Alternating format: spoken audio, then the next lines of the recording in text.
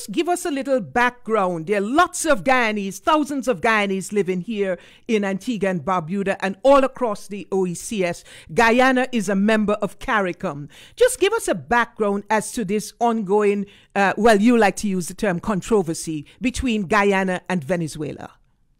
Yes, I can give you a background that will take about an hour, but we only have about 5 minutes. Let's condense it. Let me start by stating that there is a Treaty of Paris that settled the border between Guyana and Venezuela. Okay? The 1899 Arbitral Award has settled the border between Guyana and Venezuela. What has happened is that there was a junior lawyer on the Venezuelan side who presumptuously wrote a letter stating that, Venezuela was robbed because, Great Britain and the others connived. Mm-hmm. And that led to the 1899 Arbitral Award, resulting in Venezuela not getting what was rightfully theirs. However, this guy died, and after he died, they opened the letter because he had instructed them not to disclose what is in the letter until after his passing. And that is the source of Venezuela's claim. Mm. I don't want to talk much about that. I want to let the people know that the border between Venezuela and Guyana was settled by the 1899 Arbitral Award. Fast forward, at the time of when Guyana was about to gain independence, Venezuela started making a lot of noises again about this whole issue, and there is this controversy that all the lands that comprise what is known as the Essequibo area belongs to them. Mm-hmm. And of course, the matter is before the United Nations Secretary General. And after the matter was placed before the United Nations Secretary General, due to the what we call the Geneva Agreement, mm-hmm. we have had years of consultation, right? We had a mixed commission. We had that lasted for a number of years, 4 years. We had consultations that lasted for 7 years. We had a moratorium that lasted for 12 years from 1970 to 1982.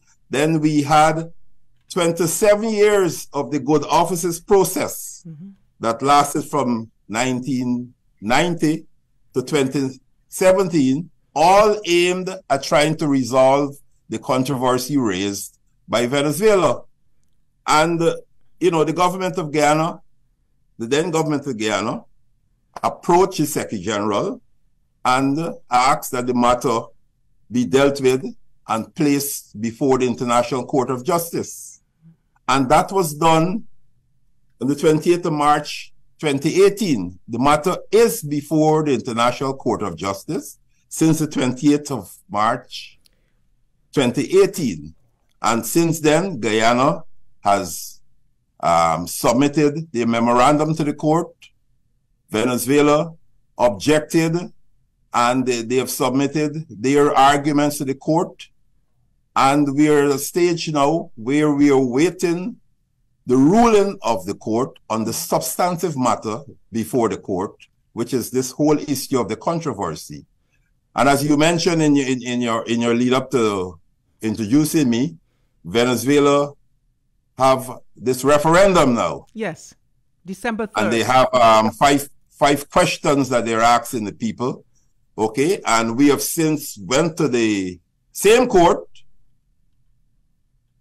requesting the court to deal with this. We are expecting a decision from the court. In fact, today we are expecting a decision from the court. But the bottom line that we want the people to understand is that as far as Guyana is concerned, we have a border that is settled between Guyana and Venezuela. And that was settled by the arbitral award of 1899. This is a controversy raised by Venezuela. We went through several efforts over some 57 years, from 1966 to now, to resolve this matter. And the matter is before the court as we speak. Right. No, Prime Minister, the consultative referendum that Venezuela is having, there are two questions 3 and 5, which are very troubling because they clearly violate the Geneva Agreement of 1966.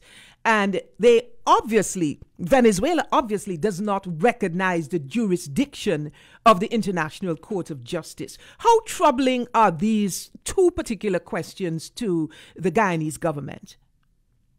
Well, the questions are indeed troubling because it talks about not only not recognizing the Geneva Agreement, but also not recognizing the 1899 settlement of the border, but also seeking to get permission from the people so they could annex the Essequibo region. Essequibo belongs to Guyana. And we don't know how a country could go to their people for permission through a referendum to annex part of another country. Right.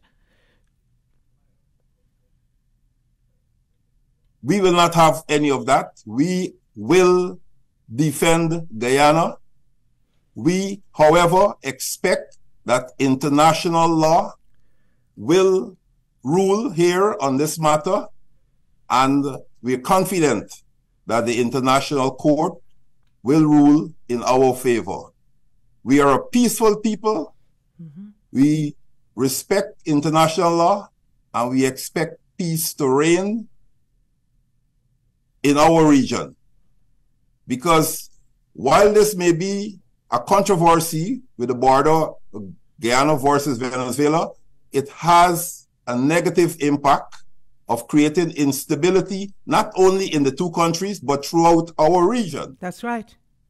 A region that we are proclaiming to be a region of peace and stability. A region where we seek to bring development to improve the lives and livelihood of all the people of this region.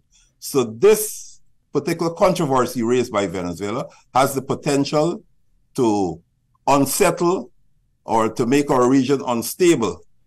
And with that in mind, we are heartened by the fact that all organizations, the UN, the Commonwealth of Nations, and that is 56 nations there, the Organization of American States, some 35 nations, and CARICOM, 15 countries there, all have come out stating clearly that they are not in favor of this move by Venezuela to seek to annex territory from Guyana, and the fact that it has the potential to create instability in our hemisphere, in our region.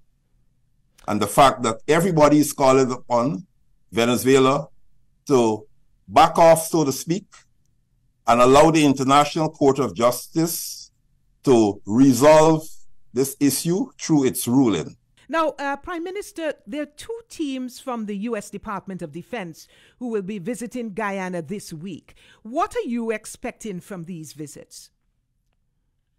Well, of course, the visit will present an opportunity for the two teams from the United States Department of Defense to have an update from the Guyana government as to the whole issue with this controversy. It's an opportunity for us again to reinforce our position that the International Court of Justice process must be allowed in an uninterrupted manner to progress to its finality, and it also sends a strong message throughout the region and hopefully to Venezuela and to the president of Venezuela, President Nicolas Maduro, that this is not only a controversy raised by him that has the effect, a negative effect on the development of Guyana, but it will have a negative effect on the entire Latin American and Caribbean region. Mm-hmm. And that's why the United States Department of Defense officials will be in Guyana, being the most powerful nation in our hemisphere and in the world. Being here in Guyana sends a strong message, hopefully, to President Nicolas Maduro to allow the International Court of Justice process to take its course to its end and to respect international law in finally resolving this controversy between Venezuela and Guyana. Do you envisage, sir, that there will be any physical fighting, any defense, any need to beef up your security, your defenses on that border? You know, we always have to answer this question. Our men and women of the Guyana Defense Force and the Guyana Police Force remain ever vigilant on our border. In other words, we already have soldiers and police who were deployed on our border, okay? And we recognize that diplomacy is our first line of defense. And our policemen and our soldiers are deployed on our border to define aggression. And in the shortest possible time, report any acts of aggression to the central government of Guyana. And with those reports, we will keep all international organizations that we are part of, all regional organizations that we are part of, keep them informed and updated as to any changes in the deployment by Venezuela on our common border or any acts of aggression by Venezuela on our common border. You know, there's an old saying that you go to war with what you have. That's right. And we are prepared to defend Guyana with what we have. And you sound very resolute, people. I want loud and clear. We are prepared to defend Guyana with what we have. Right. And you're sounding very resolute, Prime Minister. And I know that you were former head of the defense forces in Guyana. What are you seeing, though, in terms of what Venezuela is doing? Because I understand that they have started construction of a landing strip, and they, too, have soldiers on the border. What are you seeing right now on the ground? We continue to monitor every movement by Venezuelan forces on our border. Whatever reports of increase or decrease in deployments or construction of facilities, they're all taking care or taking place on the Venezuelan side of the border. Okay. Mm-hmm. So we continue to monitor and update our international partners on what is taking place on that border. Prime Minister, what is Go ahead. Complete your thought, please. And as I said before, diplomacy is our first line of defense. We are people, we believe in peace, we believe in respect for international law and order.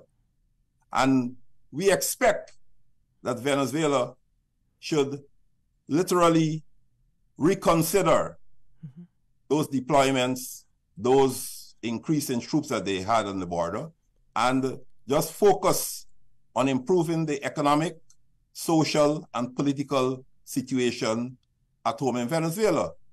Because at the end of the day, unless the situation in Venezuela itself improves, the entire region will continue to be flooded by economic refugees from Venezuela. We want the people of Venezuela to stay at home, and many of them who love their country and are in Guyana and many other countries to be able to return peacefully to their country and contribute to their country's continued development. So we want the president and government of Venezuela to focus on the internal situation and improve the economic, social, and political situations within Venezuela. Honorable Prime Minister, what in the lead up to this referendum on December 3rd, do you have a series of activities which President Irfan Ali and yourself and the government of Guyana would be engaged in the run up to this referendum? Well, yes, of course. Like any country, we are on a phase of awareness, an awareness campaign, where we basically are going through the length and breadth of Guyana, making every Guyanese aware of this situation, this controversy raised by Venezuela, and the referendum and its potential to affecting instability throughout our region.